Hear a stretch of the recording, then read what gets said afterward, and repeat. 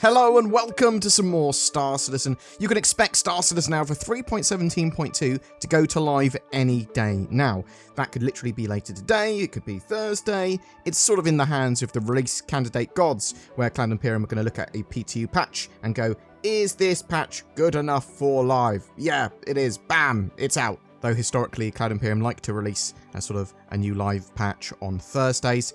There is some great news about server population caps. So how many players can be on an individual server? Cloud Imperium have been testing this for a while, and it looks like my dreams may be coming true, Cloud Imperium said. Last week, in preparation for the upcoming launch of Alpha 3.17.2, we opened up the public test universe to all players. Those of you who have joined in the PTU will have also seen that we've tested several new player caps from 75 to 120 players per server. That's incorrect. I have seen servers with 130 players on, or at least over 120. Anyway, Cloud Imperium go on to say, now, I know that we previously said we had no plans for an increase in player cap on the live servers. However, the results of said tests have been so promising that things have changed. For this reason, we're now exploring increasing the cap for the live release of Alpha 3.17.2. We're still testing and reviewing, and we will share more information, including what cap we're going to end up with very soon. So we don't know how much they're going to raise server caps by, and even if they are going to decide to, but you can expect it to be in the range probably of 75 to 100 for the new caps. Doubling the servers to 100, or just even going for 75, is a big step forward for Star Citizen. That actually allows for a lot more gameplay and a lot more to happen on a server, especially with these sort of dynamic events. Dynamic events might even need to be tweaked and balanced, at least in the future with things like Xenothreat. There's still a long way to go, but that's a big step. I saw a lot of conversations on Spectrum and Reddit as well, saying, well, if they're increasing server sizes, well, are we going to start to get those sweet capital ships like the Idris and Javelin in our hands soon? I actually think the size of those ships and the complexity of them, and having lots of them in a server spawn in players' hands, could cause a few issues. I think it's going to be a little while longer before we are able to spawn those ourselves, partly because of the setup for them might not be completed either, but realistically, we want much larger servers and server meshing to make those ships make sense in the verse, both from a sort of performance point of view, and, well, actually, some of these ships are supposed to have near the sort of server cap of a server just on them, crewing them. Yeah, we need other gameplay like damage control and repair and physicalized components and things like that as well. And yeah, all coming together step by step is kind of what Star Citizen's development is all about. I do want to make it clear though that raising the server caps could cause a lot of problems with stability, degradation of servers, unforeseen bugs and problems that could be pretty bad if they don't sort of spot them before they put them on a live build. Now, the fact that Cloud Imperium are even considering raising it on the live build is a good indication that they have not seen many problems, at least none that are apparent yet. But Cloud Imperium need to be understandably cautious about raising them. We have also had a new Star Citizen Alpha 3.17.2 T PTU patch, which is pretty close to being a release candidate. We are in that sort of zone where any good PTU patch that goes out now is probably going to be a release candidate, and they might go, yes, it's good enough, bam, put it out to live. But there are a few bug fixes in this one. They removed the 50-player party max text, as they are testing higher servers limits than that at the moment. Zeta, Prolenade, Salvage Claim, mission boxes should now all spawn correctly for the player to retrieve. AI should no longer become stuck in environments and float upwards. And they fixed an issue causing elevators in multiple ships to not function fully. Players should no longer experience blinding lights during planetary flight. And they fixed 4 client and an additional server crash. They also ran another Siege of Orison test, which seemed to go pretty well. There are only a few known issues now, and some of them aren't really too major. Obviously, there are some ones that they do really want to solve. Storing ships, if you leave the engines on, can have them floating when you retrieve them again.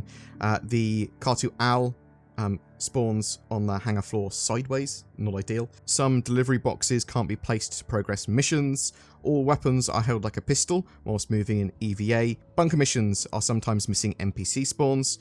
Weapons holster or unholster randomly. Ships on landing pads can end up in an unknown state. Obviously, solving any of those that prevent mission accessibility and game accessibility are crucial, but elevators are largely, friendly now. They don't block your entry and exit, and they allow you to get between places Elevators are good. And that Siege of Orison event works pretty smoothly now. It's pretty good fun, and you can sort of go through it to its completion, although knowing what to do is useful. And if you're playing it for the first time, sort of just follow what the mission says and refer to your sort of mission journal. Star Citizen Alpha 3.17.2 is in a fantastic place at the moment. The patch was supposed to be a pretty minor one to tide us over until 3.18's release, because 3.18 is going to have a really long patch cycle because it's got persistent entity streaming, it's got salvage, it's got the cargo refactor, lots of big ticket items for that. But 3.17.2 has had a treasure trove of features. Updates to missions, sort of more scalable and interesting combat service beacon missions. New areas to explore with derelict reclaimers, missions associated with them. AI able to bring in reinforcements and traverse and walk around on the surface of planets around these new points of interest, including new colonial outpost derelicts. They added more space stations where they felt that they needed to add some to sort of have an appropriate amount between planets. Grimhex has got a more expansive hospital. We have more riskier and rewardier illegal delivery missions that you can take. There is loads of interesting little bits of sort of like scenes and points of interest, and some of these new missions will lead you to some very, very interesting exploration opportunities. They've added the Centurion, which is the new Anvil anti-air ground vehicle based on the same chassis as the Ballista. But there's a bit of a bundle of sort of new updates here that have made this patch fantastic for me. It's the improvements to the netcode and the potential server size increase that is really that crown jewel for me. It's made the Siege of Orison significantly more fun, and let's not forget Siege of Orison as the new dynamic event is also in 3.17.2. That event is much, much, much better because of the improved netcode, because AI are actually functional to some extent, because you can play that with a large group of people, because you can see friendly markers above players' heads, even if they're not in your party. But being able to have a lot of players in an area that's a lot less jittery and janky than ever before is great.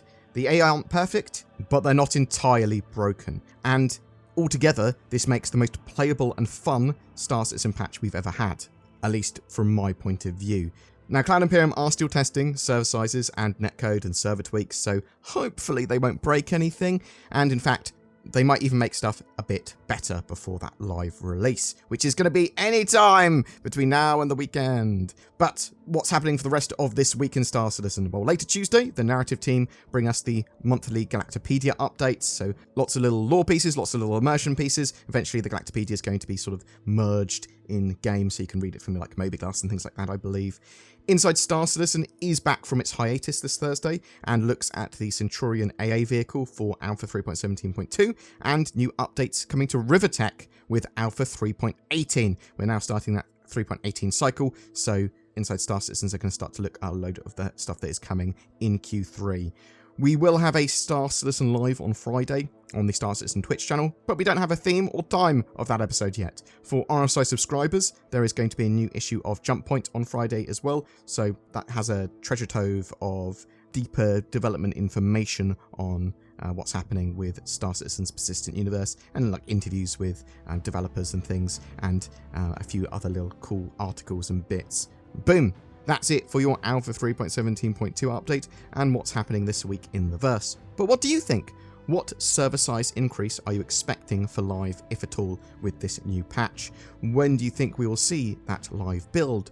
What have your experiences been so far with 3.17.2 on the PTU and the Siege of Orison if you've played? Or do you prefer to wait for the live build before you sort of jump into the verse? Please remember, there is going to be a persistent swipe with Alpha 3.17.2 live for everything except for reputation. Obviously, you'll keep all your stuff that you've bought with the real money or as the promotional item on your account, but anything that you've earned in game, be it Alpha UEC or ships or items, whatever, that gets wiped. They're planning to keep reputation though. What do you think about that? Whatever your thoughts, I'd love to hear from you in the comments below.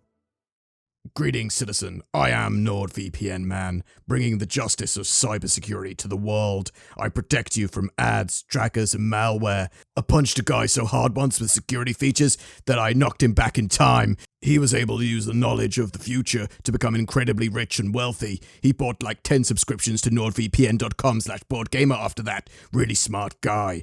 Another time, I prevented a hacker from snooping at your IP address by taking off his hands. You can't hack with no hands.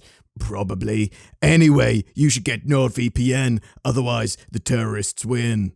Every month we have a giveaway. For July 2022, we're giving away a Hull A cargo hauler, as well as a Nomad multi-role freighter. That Nomad also comes with a hovercraft bike. So there's 2 lucky winners this month, and both of those packages contain access to Star Citizen. Comment on any of my videos during this month to be in for a chance of winning that, and check the description down below for more details. Please consider becoming a Patreon or channel member with the join button under my videos. This nets you a variety of exclusive extras, badges, influence on the channel and content and special videos, as well as helping us produce daily content. Thank you very much for watching. Please take care, and I'll see you in the verse.